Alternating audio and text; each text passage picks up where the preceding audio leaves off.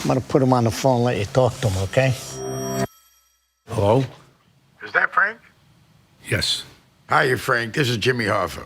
Glad to meet you. Glad to meet you, too, even if it's over the phone. Our friend speaks very highly of you. Thank you. Only 3 people in the world have one of these. And only one of them is Irish. I heard you paint houses. Hi, I'm Jeff. My friends call me Hefe. Who this? This is REELTalkTho. This is the second episode. For this episode, we're going to be talking about The Irishman, starring Robert De Niro, Joe Pesci, and the legendary Al Pacino. Now, this is directed by Martin Scorsese.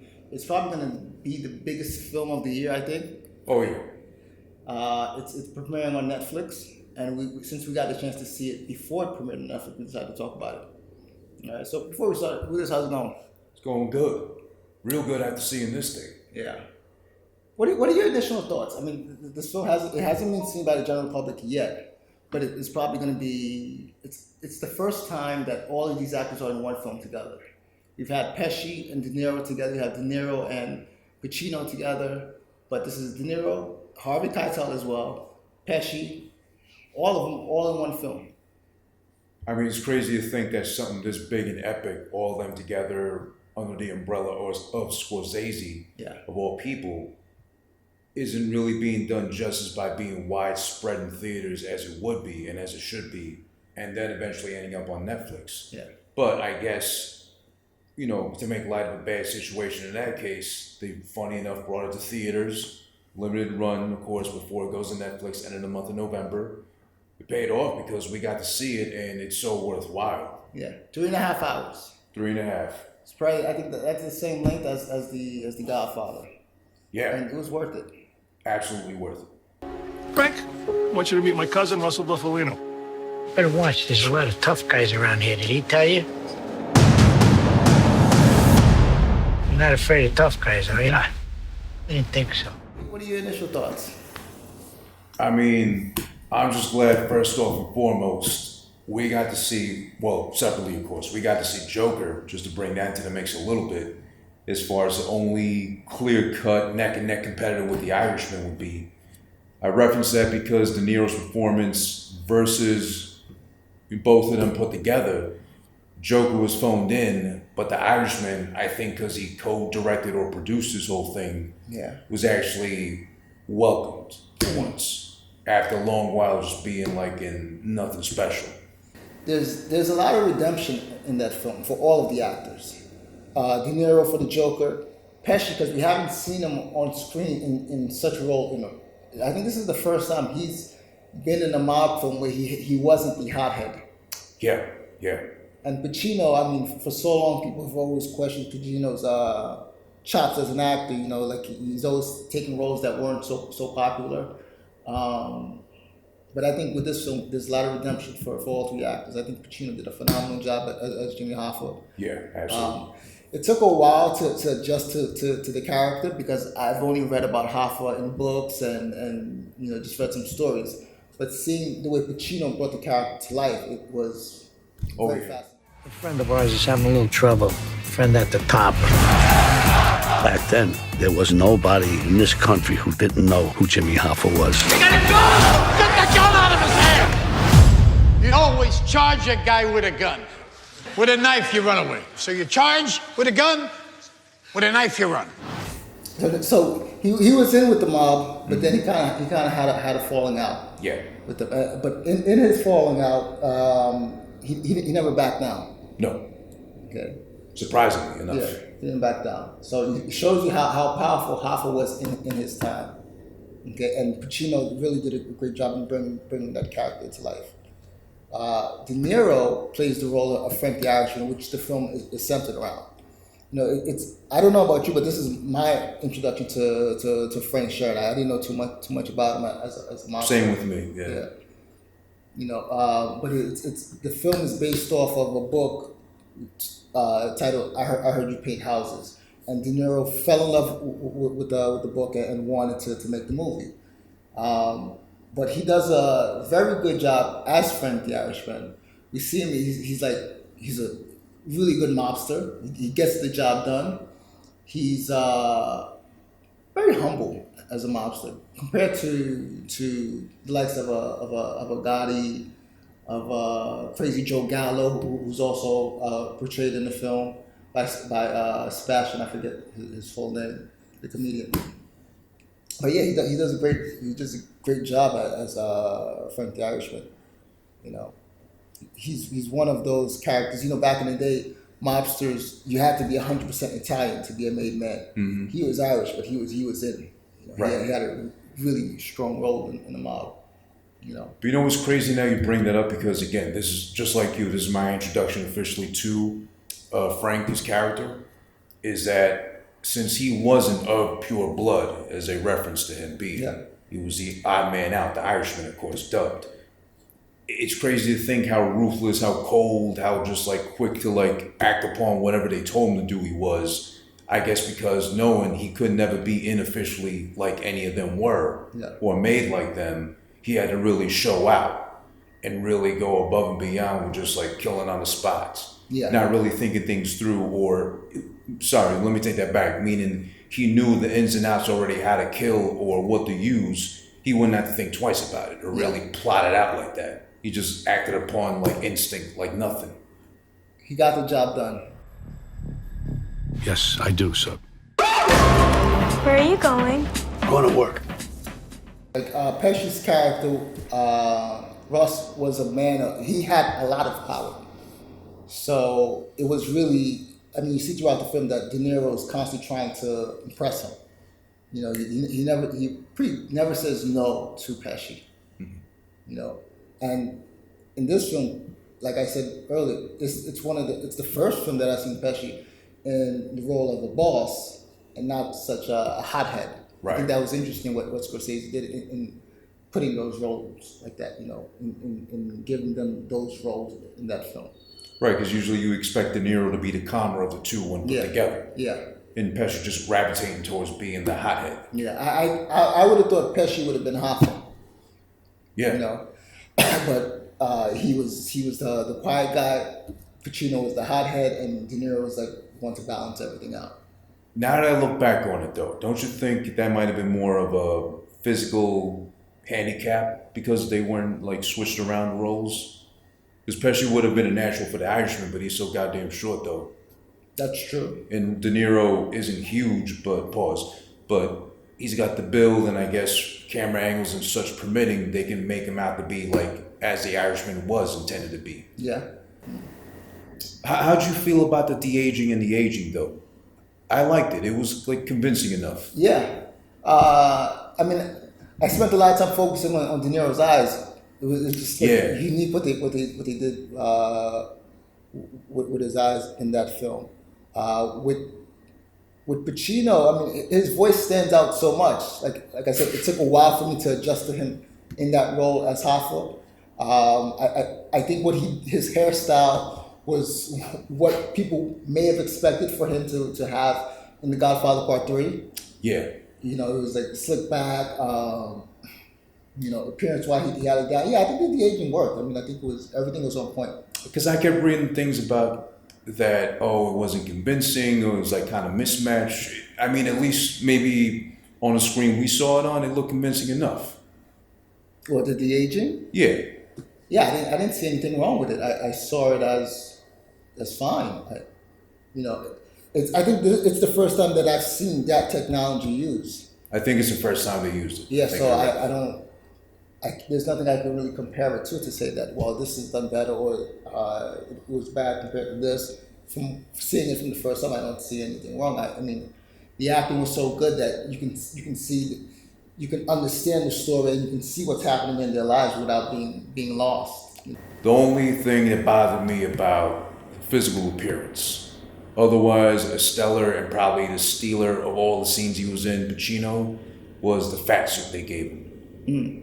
It was kind of like out of place. It was like, it reminded me of Scarface when they had the one performer in the mask at the nightclub. Yeah. In like the overly fat suit. Yes. Like it was just like all pudgy, like misshaped, disproportionate, like, and his pants were like so hiked up, showing his socks all the time. And I think it was mismatched in one part. It just, that only threw me off a little bit. Yeah. Because it was like he's fat, but his face isn't fat. Yeah. De Niro didn't phone it in this time, thank God. I think because he was more heavily involved and loved the project so much. Yeah. But you know how you're used to seeing like the De Niro, hey, what, whoa, whatever. Yeah. Kind of phones it in for the gangster parts. But this time he actually did the slight little infliction of an Irishman, how he would sound versus a Italian guy. It was like the army. You followed orders. You did the right thing. You got rewarded. De Niro was initially set to direct it, but because of so many other projects that came in the way, and a lot of things happened. But I think why De Niro shined in this film is, well, he wanted to do the film. He liked the script, so he put his all into it. Yeah. You know, I think that helps when you're in love with the project and you want to bring it to the screen. I also like the relationship they paint. Now, this might be according to his telling of the story. Who knows if it's really valid, fully or not. Yeah. But I like the compromise he had of, let's say, he's fresh off a kill from just putting two in a guy's head, walking down the street and thinking nothing of it. Yeah. But he comes back home, he changes out his clothes, he might sit down a little bit and think about what he did, have some sort of remorse. Yeah. Even though he's supposed to be this ice cold guy with no remorse whatsoever. Yeah. And then how they focused on, even though she had like one or two lines throughout the whole thing, Anna Paquin's part. Yes. As the one daughter who kind of had that like sunken feeling about he's got something else going on. Yeah.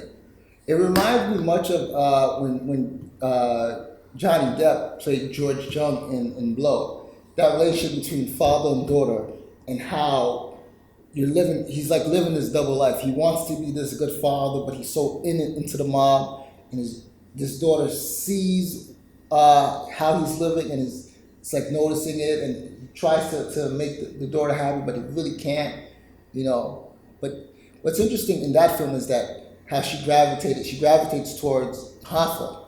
Yeah. It shows you how charismatic this man is. He's able to break this girl's cold demeanor and build this friendship, as opposed to Pesci's character, who couldn't do it. Right. You know, even De Niro's character couldn't really connect with his daughter, but Hoffa was able to. I thought that was very interesting. I know I wasn't a good dad. I know that. I was just trying to protect all of yous. From what? You didn't see what I see, what I've been through. So much of, I mean, it's not unsung praises for, but you know, The Sopranos, Tony Soprano. Yes. He always had that going on too. Trying to like live double life of, you know, mob boss, head of the family, you know, literally, of course, and you know, the spoils of the riches that come with being a mob boss, but trying to remember, oh yeah, I have a wife at home, so maybe I shouldn't cheat that much. Yes. And like being on medications, cheating with his therapist and all that. Yeah. Like this whole facade you're introduced to, unfortunately sometimes for many of his victims, but then behind all that is like just a whole complex, intricate puzzle of a man. Yeah. Trying to hide it all. Seeing that and seeing how these people are able to bring those things that happen internally onto the screen is very, very good, very interesting. Now, the Joker film directed by Todd Phillips, this film directed by Scorsese. Award season will be coming up soon. Yeah. Two different generations. You know, how do you think it holds up? Like who will take top billing, I guess? Or... Yeah. Does The Irishman, does it get credit Oscar season? I think it has to. It's that good a flick. This is something really well put together and only brought more to the center stage courtesy of such an excellent cast. Yeah. Does De Niro or Pesci, are they in the running for Best Actor? What do you think? I mean, I'm biased with Pacino. He's my favorite of all time. Yeah. But he really did steal the show during this whole thing. It was just like made for him to come back and like have his little swan song too. So I think he'll probably get a nod. Yeah. Yeah, I think this Pacino was just, I mean, I was just like you, I'm always excited to see Pacino on screen, but I think he just did some good things in that role. Like he he showed you how to be fearless even in moments of weakness. You know, like, the character doesn't back down. And even with Pacino being at his age, so far removed from mob film, from Carlito's Way, from The Godfather, from Scarface, being so far removed from years and years of those films, he still holds his own. You know, he's still able to command presence, and I think that when it's Oscar time, yeah, that matters. But here's the thing that throws me off a little bit too, because The Irishman got lucky that it's a strong story. It's well put together. Yeah. You got someone who really feels something for that kind of project, spearheading it, and he just happened to tag on Scorsese of all people to help him out with it. Yeah. So you got that. Plus you got a killer cast. Everybody's a top-notch, like, A-list player. Yeah. Versus the Joker, which everybody that played under or to the grace of Joaquin was good. But the whole focus of, and the show stealer throughout, I think there's no part of Joker that he's not in, is Joker, is Joaquin. So how do you compare those, like a stellar cast versus just one standout role? You can't really compare it. It's like old generation, new generation. You know, with the Irishman, you have these legendary actors. You know that are from an era before the whole Me Too, before all of this. You know, being politically correct. It was just like, you know, it's a man movie, as opposed to when you see the Joker. It's like it caters to this generation, things that are happening of this time. You know, And different messages, different things implied, I think. yeah, They're not too far apart, but they're like still in their own lanes, per se. yeah, But then I was reading the other day now too, since funny enough, Joker's been out in theaters now on the road to $1 billion plus, first R-rated movie to do that, versus The Irishman, which just came out now in theaters, limited release, but about to jump on Netflix real quick. Scorsese was supposed to do his version of Joker for the longest time now. yes, But it seems like, and this is according to what I read, so forgive me if I misquote, but he couldn't do it or couldn't see how he could pull off his version and make it come to light to make sense. yeah, But that leads into now the controversy he had with what he said about Marvel superhero films, like considering them not to be cinema or pure of. there's something to it. And what he's saying is it's two different styles of film, but someone like Scorsese who's built his legacy on making gangster flicks, you're really in opposition to superhero movies. You know, and that's one of the things I've always pointed out in The Dark Knight is I never could believe the Joker robbing the mob. But that's because I'm like, before superhero movies, I like mob movies. Mm-hmm. It's two different genres. You know, you have one genre where you root for the bad guy to win, and you have this other type of film where it's, you know, it's literally good over evil. Mm-hmm.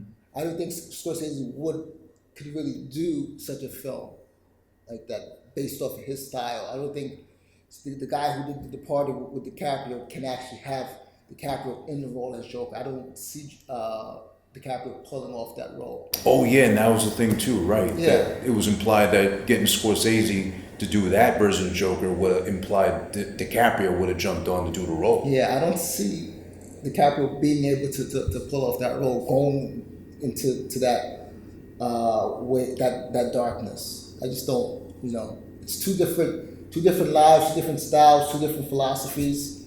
Yeah, I just don't see it. But overall, how do you think this film compares to other mob movies, other Scorsese films like The Departed, Goodfellas, Casino? How does it compare to some Pacino's previous works?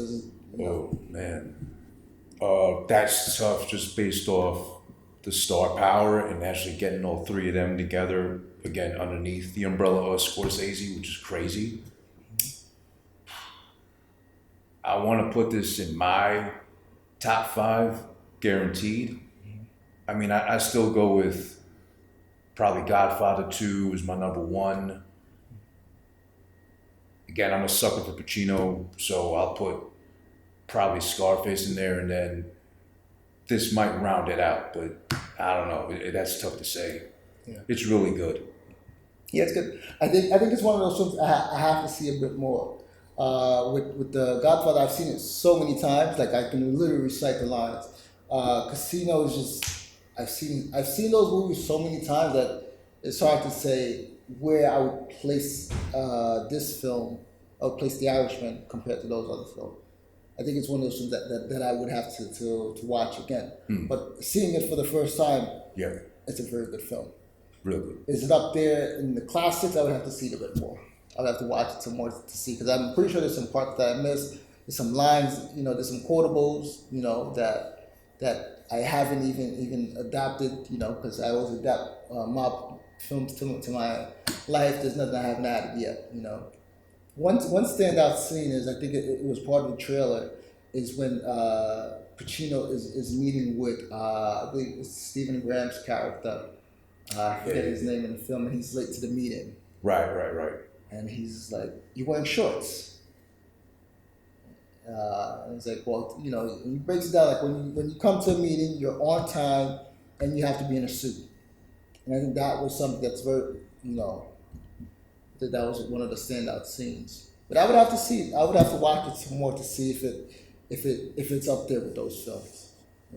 I'm ready to put it up there. It's pretty fucking good overall. Like, you would think, or going into it, 3.5 hours would be like way too much to have it all be that good or like stand the test of time. Yeah. But you don't feel the 3.5 hours. It's like, it's got highs and lows, but everything's just done just right. Yeah. Oh, well, one little takeaway, which might knock it down some points, was, remember one of the first two kills De Niro does? Yeah. Not kills, I'm sorry, the part where he beats up the guy in the store. Yeah.